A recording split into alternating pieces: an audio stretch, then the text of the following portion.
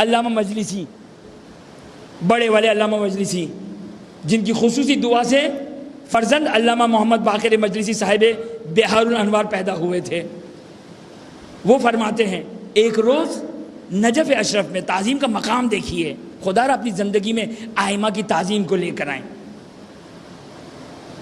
علامہ مجلسی کبیر کہتے ہیں ایک مرتبہ میں نجف اشرف میں امیر المومنین کے جوار میں زیارت جامعہ کبیرہ پڑھ رہا تھا۔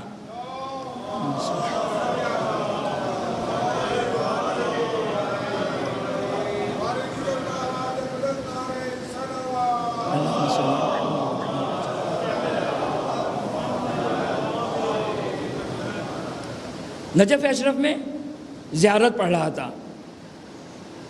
اپنے بچوں کو تھوڑی بہت عربی ضرور سکھائیں تاکہ کم از کم جب ائمہ کے حرم میں جائے تو پتہ چلے کیا پڑھ رہے ہیں۔ علامہ مجلسی کبیر کہتے ہیں کہ پورے خضوع خشوع کے ساتھ میں زیارت جامعہ کبیرہ پڑھ رہا تھا۔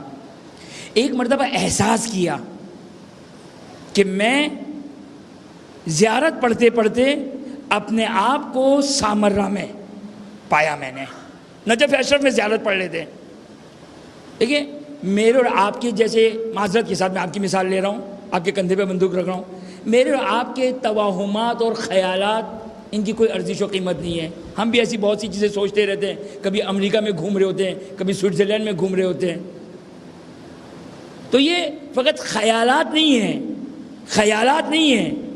یہ علامہ مجلسی کبیر یعنی علامہ محمد تقی مجلسی کہتے ہیں میری اس سفر زیارت میں نے بہت ساری چیزیں امام سے حاصل کی، بہت سارے شرف حاصل کیے، بہت سارے فیوزات حاصل کیے۔ کہتے میں زیارت پڑھ رہا ہوں امیر المومنین کے حرم میں، زیارت پڑھتے پڑھتے پڑھتے میں نے محسوس کیا کہ میں سامرہ میں، اچھا سامرہ دو اماموں کی قبر مطہر ہیں، دو اماموں کی، میرے 10ویں امام امام علی النقی الحادی علیہ السلام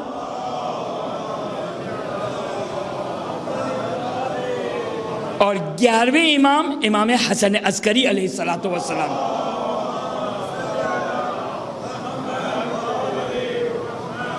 دیکھیں یہ بھی ایک بات کہہ دوں، یہ جو ہم ائمہ کے نام پہ درود پڑھتے نا، یہ ائمہ کی تعظیم ہے، یہ ائمہ کی تعظیم ہے۔ اس عادت کو ختم نہ کریں، ضروری نہیں کہ بلند آواز سے پڑھیں، بعض اوقات خطیب پڑھ رہا ہوتا ہے، ائمہ کا نام آ گیا، نہیں رکا وہ، اس نے تو اپنی ذمہ داری پوری کر دی۔ اس کی ذمہ داری کیا تھی؟ اس کی ذمہ داری تھی علیہ السلام لگا دیا، اس کی ذمہ اللہم صلی علی محمد وعلی محمد وعجل فرجہ۔ ائمہ کا نام لے تعظیم کے ساتھ، احترام کے ساتھ، علیہ السلام کے ساتھ، حتیٰ بہت افسوس کے ساتھ ہم پورا دن ٹائپ کر رہے ہوتے ہیں، جب اہل بیت کا نام لیتے ہیں تو نہ علیہ السلام لگاتے نہ صلی اللہ علیہ وآلہ وسلم لگاتے، پورا دن ٹائپ کر رہے ہوتے ہیں، پورا دن وقت ضائع کر رہے ہوتے ہیں۔ لیکن جو ہمارے کمال کا نقطہ ہوتا ہے، جہاں ہم معراج پر پہنچ سکتے تھے، وہ یہ کہ علیہ السلام کو ٹائپ کریں، یہ معراج کا نقطہ تھا، ہم نے ضائع کر دیا، اس لیے کہ ہمیں تو اور بہت ساری فضول کی باتیں کرنی ہیں، اتنا ٹائم ہے ہمارے پاس، لیکن علیہ السلام لکھنے کا ٹائم نہیں ہے، صلی اللہ علیہ وآلہ وسلم لکھنے کا ٹائم نہیں ہے۔ بہرحال یہ دو بزرگوار سامرہ میں ہیں۔ زیارت جامعہ کبیرہ 10ویں امام کی تعلیم کرتا ہے، 10ویں امام نے زیارت جامعہ کبیرہ تعلیم دی ہے۔ اب علامہ محمد تقی مجلسی یعنی بہار الانوار والے مجلسی کے والد علامہ محمد تقی مجلسی کہتے ہیں کہ میں نے اپنے آپ کو سامرہ میں دیکھا، ایک مرتبہ میں نے دیکھا کہ سرہانے پر، اب کس امام کے سرہانے پر میں نے وجود مبارک امام زمانہ عجل اللہ تعالی فرجہ شریف کی زیارت کی۔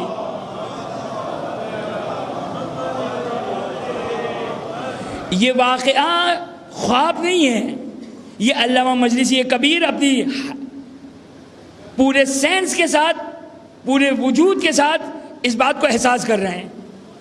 وجود مبارک امام کو دیکھا، اور یہ واقعہ زیارت جامعہ کی صحت کی دلیل ہے کہ زیارت جامعہ صحیح ترین زیارت ہے۔ ایک مرتبہ امام فرماتے ہیں علامہ مجلسی سے مخاطب ہو کر، نعمت ہذہ الزیارہ، نعمت ہذہ الزیارہ۔ امام فرماتے ہیں علامہ مجلسی کو، نعمت کہتے ہیں خوبصورت، کتنی خوبصورت زیارت ہے، کتنی خوبصورت زیارت امام فرما رہے ہیں۔ تو علامہ مجلسی کبیر فرماتے ہیں کیسے نہ ہو، آپ کے جد نے جو ارشاد فرمائی ہے، کیونکہ امام کے جد ہیں، 10ویں امام کی تعلیم کرتا ہے۔ اب توجہ کریں، یہاں سے میں اس واقعے کے لیے کل سے جو میں خدمت میں ہوں آپ کی کہ اس واقعے کو مکمل کروں، تعظیم ذرا دیکھیے، ہم اپنے وجود میں ہم توجہ کریں، ہم متوجہ رہیں، ہم سے کوئی ایسی خطا نہ ہو کہ امام کی تعظیم میں بے تعظیمی ہو جائے، امام کی تعظیم میں کوئی کمی ہو جائے۔ ایک مرتبہ علامہ محمد تقی مجلسی کہتے ہیں، امام زمانہ نے کہا امام زمانہ نے مجھے کہا قریب آؤ، امام زمانہ نے مجھے کہا قریب آؤ۔ علامہ محمد تقی مجلسی کیا فرماتے ہیں، یہ ہمارے لیے درس ہے، یہ جملہ درس ہے، اور اس کے بعد امام کا جملہ درس کے اوپر درس ہے۔ یہ دو جملے سن لیجئے، یہ پوری سمجھے 10 مجلسوں کا ماحصل ہے۔ اگر ہم اس 2 جملوں کو یاد کر لیں تو بس انشاءاللہ ہماری زندگی میں تعظیم بھی آ گئی اور تسلیم بھی آ گیا۔ 2 گفتگو ہے ہماری، تسلیم اور تعظیم۔ جب امام نے، زمانے کے امام نے علامہ مجلسی کبیر کو کہا آؤ میرے قریب، کیا فرماتے ہیں علامہ محمد تقی مجلسی، اخاف ان اسیر کافرا بترک الادب۔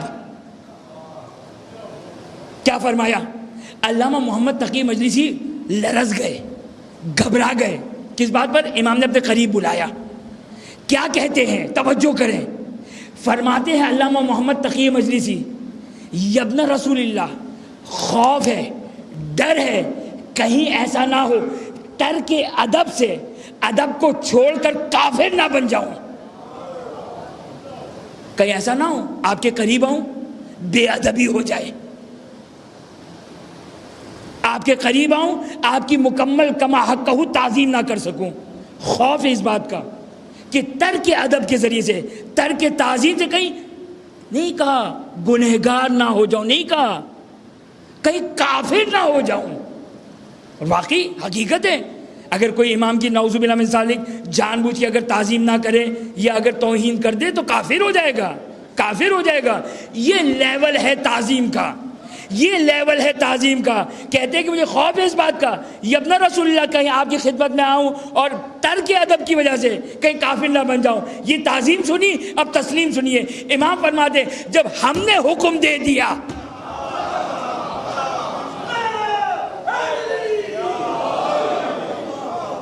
جب ہم نے حکم دے دیا، اب تم اپنی عقل کو استعمال نہ کرو، اب تسلیم ہو جانا چاہیے۔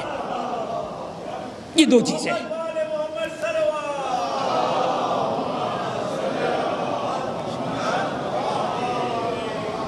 انسان اپنی زندگی میں تسلیم اور تعظیم کا اس انداز سے خیال رکھے، جہاں ذکر مجلس ہو رہی ہے، جہاں اہل بیت اطہار علیہ السلام کا ذکر ہو رہا ہے، انسان اس محفل کا خیال رکھے۔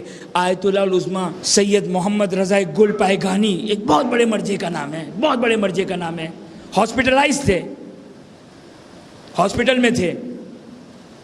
ایک مرتبہ ایک ذاکر، نوحہ خان، مرثیہ خان ذاکر آگے گل پائگانی کی خدمت میں آیا، کہا سیدی اگر اجازت ہو تو میں نوحہ پڑھنا چاہتا ہوں۔ کہا ٹھہر جاؤ۔